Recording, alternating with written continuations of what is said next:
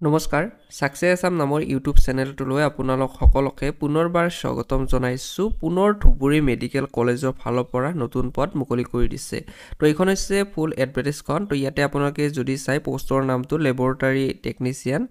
আৰু data entry operator তো laboratory টেকনিচিয়ানৰ কাৰণে দৰমহা ৰাখিছে 30000 কোৱালিফিকেশন বিচাৰিছে আপোনালোকে diploma in medical laboratory technician কৰা হ'ব লাগিব লগতে এক্সপেৰিয়েন্স বিচাৰিছে ইয়াতে পোষ্টৰ সংখ্যা যদি চাই এটা পদ আছে আৰু ইয়াৰে যেটো ইন্টাৰভিউ তো আপোনালোকে ডেটটো চাব পাৰে 27 নৱেম্বৰ 2024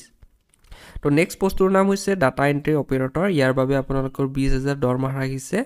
আৰু কোৱালিফিকেশন মিনিমাম আপোনালোকে বেচেলৰ ডিগ্ৰী কৰা হ'ব লাগিব লগতে মিনিমাম 6 মান্থ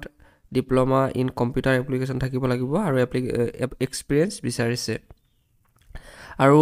পোষ্টৰ সংখ্যা যদি চাই ইয়াতে এটা পদ আছে আৰু ইয়াৰে যেটো ইন্টাৰভিউ হেতু অনুষ্ঠিত হ'ব 27 নৱেম্বৰ 2024 তো দুটা একে ডেটতে আপোনালোকৰ ইন্টাৰভিউটো অনুষ্ঠিত কৰিব